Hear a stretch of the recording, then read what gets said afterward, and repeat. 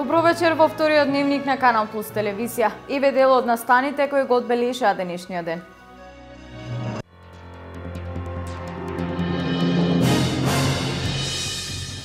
Со капитална швајцарска инвестиција ќе се намалува загаденоста на река Брегалница. Општина Кочани ќе добие пречистителна станица за отпадни води.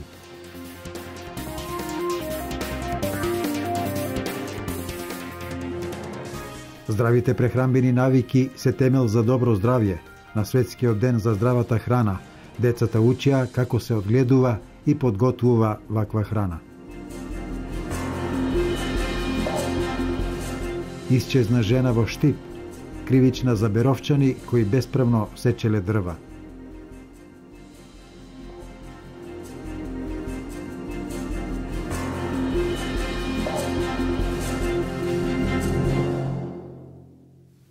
Владата преку Агенцијата за вработување има оглас кој е во тек, кој обезбедува значајна подршка за отворање на бизнис од страна на лицата со инвалидитет и за вработување на кадри. За отворање на сопствен бизнис државата обезбедува грант над 15.000 евра. Во тек е огласот за подршка на отворање на бизнис од страна на лицата со инвалидитет и за вработување на кадри. Владата на Република Македонија преку Агенцијата за вработување обезбедува финансиска подршка со неповратни средства над 15.000 евра за отворање на сопствен бизнис. Се работи за добро осмислен и извонредно поволен пакет за отварање на бизниси за вработување на лицата со инвалидитет.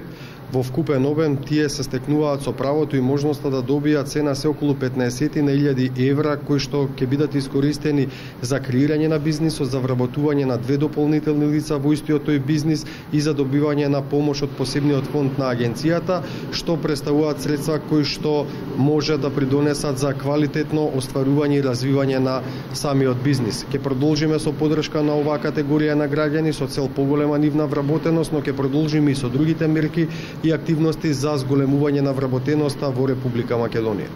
Може да се пријават сите евидентирани инвалидни лица кои својата идеја може да ја реализираат во успешен бизнис план преку програмата за самовработување на инвалидни лица. Сите заинтересирани треба да поднесат барање до подрачната единица на Агенцијата за вработување. Потоа следува обука која трае 5 дена, по која се изготвуваат бизнис плановите. На крај, по одлука на Агенцијата за вработување, се склучуваат договори со лицата на кои ќе им биде одобрена бизнис идејата и им се исплаќаат паричните средства во материјална вредност. Стартува реализацијата на капиталниот проект во зачувувањето на водите на река Брегалница. Со 23 милиони швајцарски франци ќе се гради колекторски систем и пречистителна станица за отпадните води во Кочани. Средствата во најголем дел се донација од швајцарската агенција СЕКО. Представници на општина Кочани, комуналното јавно предпријатие Водовод и консултантската компанија Ернест Васлер партнер од Швајцарија денеска во Кочани подпишаа договор за изградба на колекторски систем и пречистителна станица за градот Кочани. Вкупната вредност на овој проект е 23 милиони швајцарски франци, кои што ги пополнуваат трите партнери. Најголемиот дел е од страна на швајцарската агенција СЕКО, 21 милион швајцарски франци, додека 2 милиона евра се од страна на владата на Република Македонија и остатокот е од страна на нашето комунално јавно предпријатие Водовод и општината Кочани. Сакам да кажам дека овој проект е капитален за заштита на водите во целиот регион, значи не е ова проект кој што е само за општината Кочани, тоа е проект кој што значи заштита на водите на река Брегалница. Како инвеститори на овој проект, за нас од особена важност е што учествуваме во решавањето на проблемот со колекторскиот систем и пречистителната станица во Кочани. Сметам дека ќе придонесеме за заштита на животната средина по сливот на река Брегалница. Проектот за заштита на речниот слив на река Брегалница започна пред 4 години со средства од швајцарската влада и со компанијата СЕКО. Ова е најголемата инвестиција во делот на заштитата на животната средина добиена од швајцарската влада за нашата држава, истакна Сонја Лепиткова, државен секретар во Министерството за животна средина и просторно планирање. Следува подпишување на договор кој што до идната година како таков ќе се реализира за проект за управување, план за управување со сливот на реката Брегалница, во кој што има и поголем дел на инфраструктурни проекти, кои ги опфаќаат сите општини во сливот на реката Брегалница, а денеска се подпишува договорот за најголемиот проект, како што кажа градоначалникот, во вредност од над 22, односно 23 милиони швајцарски франци, а понатаму секако ќе следуваат и останати проекти, се подпишаат договорите за Карвинци, Лозово, Облешево, Чешиново за инфраструктурни проекти од типот на пречистителни станици, секако со помал обем од Кочани, меѓутоа со исклучителна важност за овие општини. За директорот на комуналното јавно предпријатие Водовод од Кочани, Љупче Папазов, работите на овој значаен проект за општина Кочани може да започнат. Со денешниот чин заокружуваме една работа која започнавме во 2012 година со изработката на студијата од оправданоста за реализација на еден ваков капитален проект. И со чинот на подпишување денес официјално започнуваме со реализацијата на проектот. Се надевам на успешна соработка и на крајот квалитетен успешен проект завршен кој ќе ги дава долгорочно своите резултати.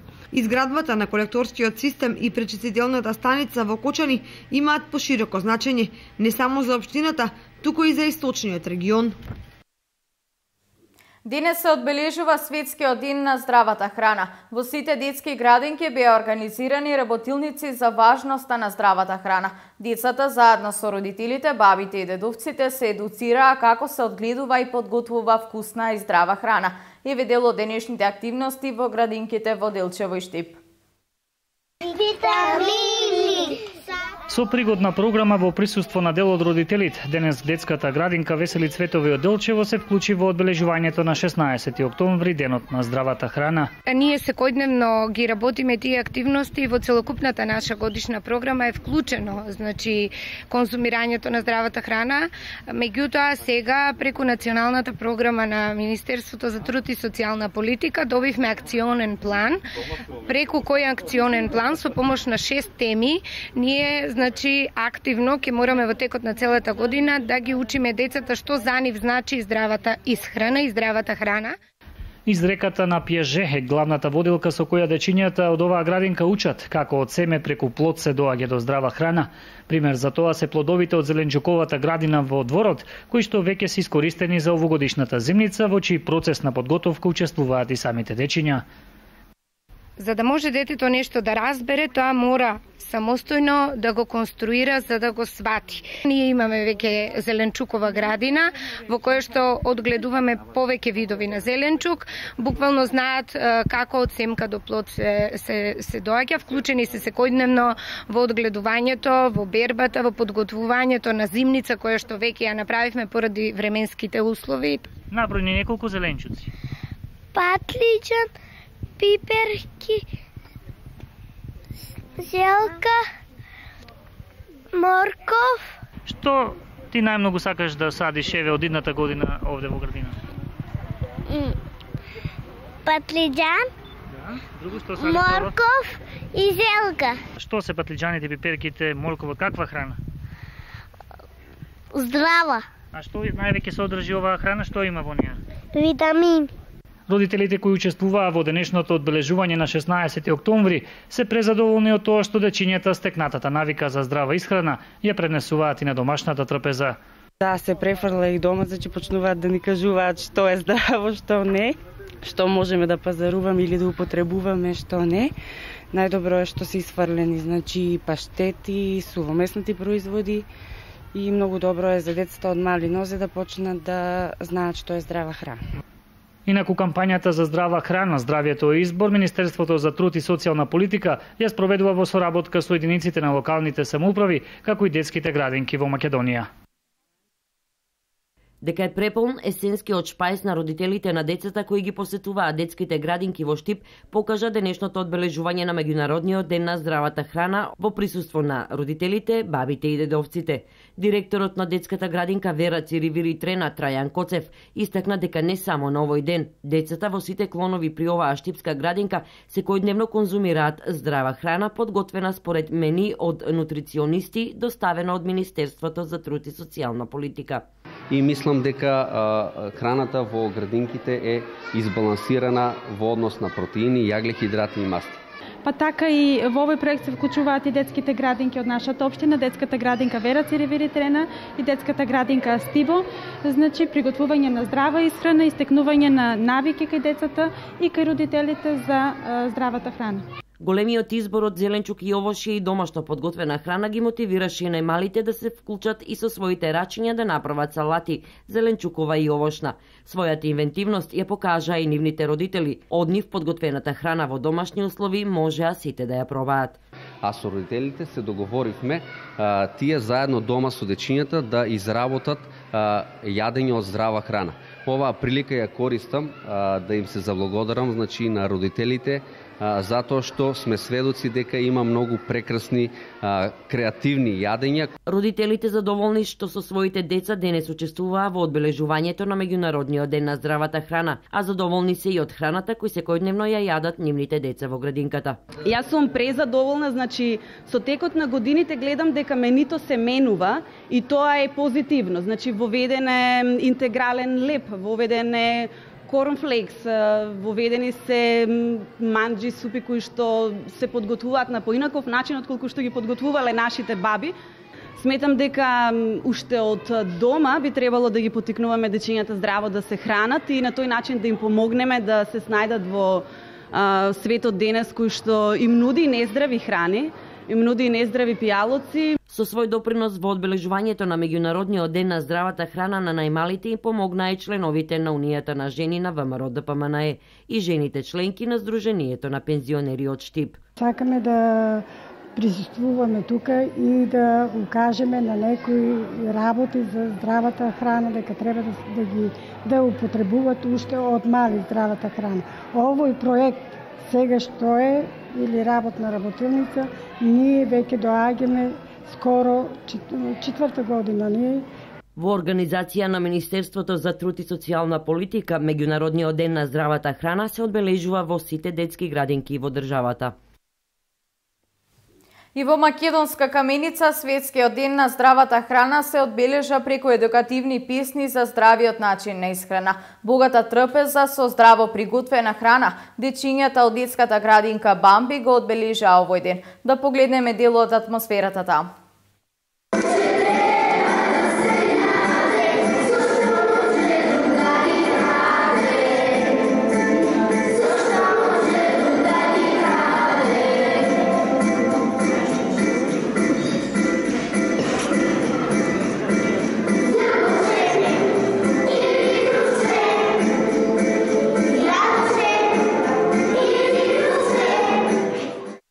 Како установа се приклучивме во одбележувањето на овој ден со неколку активности. Вработените од нашата градинка се потрудија да направат храна, здрава храна, нели, со продукти од овоше, зеленчук, со други работи, секако што представува здрава храна.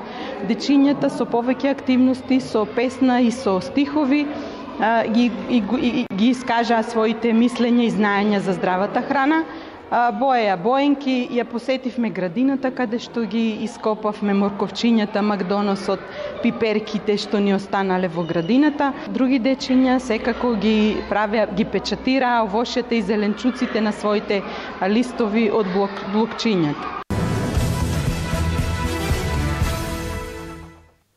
Собранието беше под лупа на Институтот за демократијата во период од 10 месеци. Во период на отсуство на опозицијата од македонскиот парламент, дебатите на комисиските и собраниските седници биле реткост, оценува Цивилис. Дебата во Македонското собрание во отсуство на опозицијата скоро и да немало. Ваква оценка даде Институтот за демократија, кој 10 месеци ги следеше собраниските седници и комисии. Говорите од пратениците во овој период не беа оспорени. Изнесените аргументи не добија спротивно мислење, а со тоа и донесените закони не добија на квалитет. Само во еден случај пратеник јавно се произнесол и прифатил друго мислење. Тие настапуваат со цврсти позиции.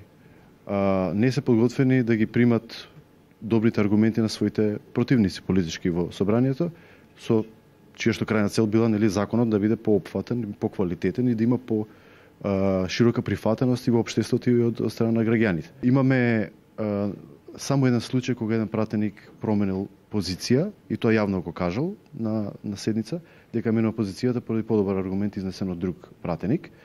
Тоа сметаме дека е недостаток секако, бидејќи колку и да се тие групи координирани, значи во собранието, колку и да имаат претходни координации, многу е неприродно 100% од членовите од една партија да имаат исто мислење околу иста тема. 15% од дискусиите се на пратеници од источниот регион, што ги рангира на 4-то место, а најмногу дискутирале пратениците од 4-та изборна единица. Пратениците најмногу одржале говори, додека пак пратеничките најчесто се пријавувале за реплики и контрареплики, што ја зголемува дебатата во Народното собрание. Мажите многу почесто имале говори, тоа се говори од 10 минути, нели?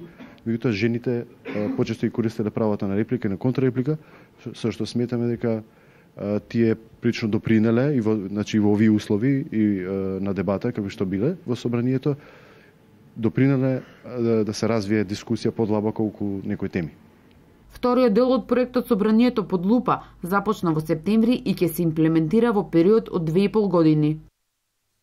Управата за јавни приходи ја промовира услугата плаќање на даноци за електронско плаќање и проверка на состојбите за персоналниот данок од било кое место и во секое време. Постапката на регистрација е бесплатна за граѓаните и се реализира само со кориснички профил на електронскиот сервис за даноци на УЈП.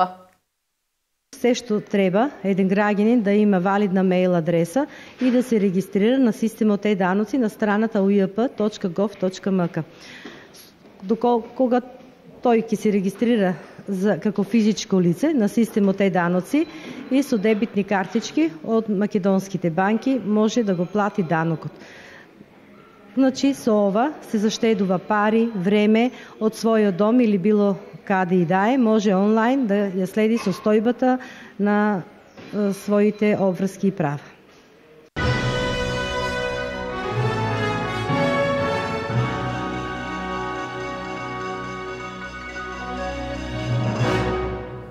Ке се реконструира уште еден дел од улицата Маршал Тито во центарот на Берово. Околу 550 метри ќе бидат поплочени со гранитни плочки кои ќе му дадат автентичен изглед на градот. Во рамки на овој проект ќе се решава и собирањето на атмосферските води на улицата. Улицата Маршал Тито во Берово ќе добие целосно нов изглед. Во изминатиот период беше извршена комплетна реконструкција на улицата во потегот од полициската станица до плоштадот во Берово, а сега Општина Берово спроведува проект со кој што ќе се реконструира и делот од јавното комунално предпријатие Услуга до раскрсницата со улицата Моша Пијаде, дел кој се наоѓа во доста лоша состојба каде што има ударни дупки и мрежасти пукнатини.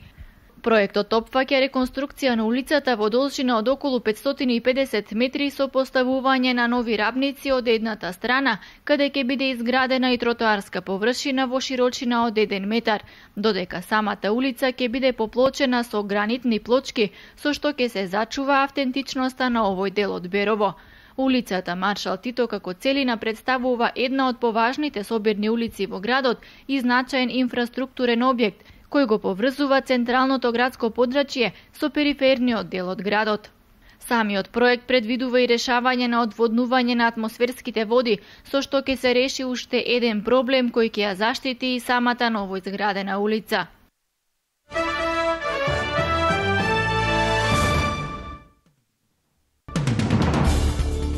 Бугарската гранична полиција во местото Средеч во близина на границата со Турција пукала врз мигрант пошто тој починал на пат кон болница, соопшти Министерството за внатрешни работи. Бегалците биле на возраст од 20 до 30 години, најверојатно афганистанци. При апсењето тие давале отпор, а еден од полицајците пукал во знак на предупредување. Еден од мигрантите бил погоден и тој подоцна починал од здобиените повреди. Бугарскиот премиер Бојко Борисов, кој вчера учествуваше на самитот на Европската унија за бегалци, веднаш по веста за инцидентот на границата ја напуштил средбата во Брисел. Унгарија денеска ќе носи одлука за можност затворање на границата со Хрватска со цел сузбивање на приливот на мигранти, изјави унгарскиот премиер Виктор Орбан во Брисел. Орбан рекол дека денеска ќе свика вонредна седница на Советот за безбедност на која ќе се разгледува актуелната ситуација и ќе бидат донесени неопходни одлуки. Унгарија веќе изгради челична ограда на јужната граница со Србија за да го блокира приливот на мигранти, а постави ограда и долж границата со Хрватска. Орбан вчера рекол дека границата може да се затвори во рок од 1 час ако тоа се покаже како неопходно. Лидерите на Европската унија синоќа во Брисел ја прифатија спогодбата со Турција за помош од $3 милиарди на Анкара со цел запирање на неконтролираниот прилив на мигранти во Европа. Исто така е постигнат договор во идните недели да се постави гранична стража на надворешните граници на Унијата.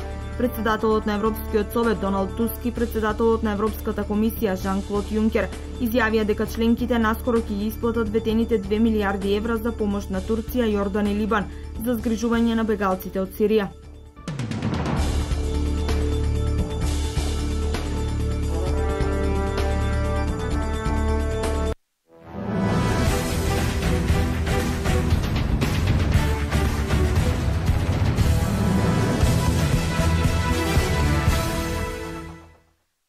Утре со почеток во 15 часот во салата Методи Митевски Брицо во Делчево, женскиот кошаркарски прволигаш клубски од Делчево го игра првиот првенствен надпревар во рамки на новата кошаркарска сезона за жени. За противник го имаме екипата на КК Лотос од Скопје, значи екипа доста солидна која што лани играше полуфинале во плейоф и финале во Купот на Македонија. Ги повикувам нашите верни навивачи арамиите да дојдат во што поголем број, исто така и сите оние кои што спортот им значи нешто да дојдат на самата утакмица и да ни дадат поддршка, бидејќи кошаркарскиот клуб клубски од секогаш сум верил дека ги има најдобрата публика во Македонија. Со подмладена екипа и со неколку искусни имиња кои што дадоа подпис ова лето за тимот од Делчево, делчевската публика ќе очекува пласман на екипата барем во разигрувањето. Инаку во останатите надпревари, освен надпреварот клубски Лотос, ќе се сретнат и екипите на Младенеци Бадел како и Вајс Профил Шкупи. Екипата на Студент 2015 во првото коло е слободна.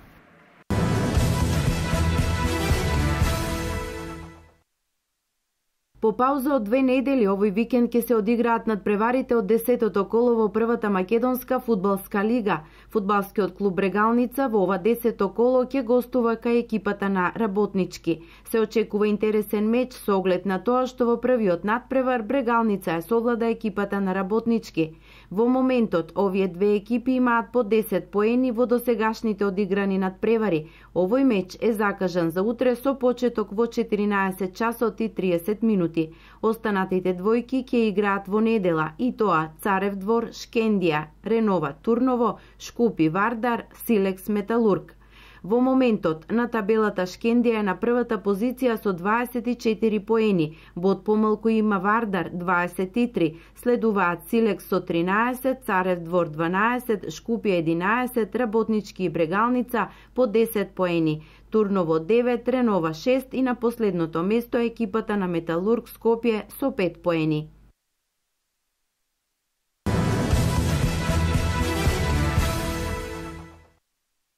Утре започнува новата сезона во женската ракометна лига. Женскиот ракометен клуб Вардар новата сезона ја започнува против двократниот европски првак Гер, каде главна цел е пласман на завршниот турнир и освојување на титулата. На официјалната веб страна на женскиот ракометен клуб Вардар, тренерката Индира Кастратовиќ посакува полна сала и победа на премиерниот настап. Сакам да ги поканам навивачите да дојдат во што поголем број. Моите девојки заслужуваат да почувствуваат атмосфера каква што има машката екипа. За Гер можам да кажам дека е посилен од минатата година. Се засилија со неколку јаки ракометарки и мислам дека се екипа за респект, но не треба да претеруваме со тоа, сепак тие гостуваат на нашиот терен. Вардар минатата сезона со Гер играше во четвртфиналето од Лигата на шампиони и имаше позитивен биланс, победа дома со 24-18 и реми на гости со 27-27. Надпреварот почнува во 20 часот и 15 минути.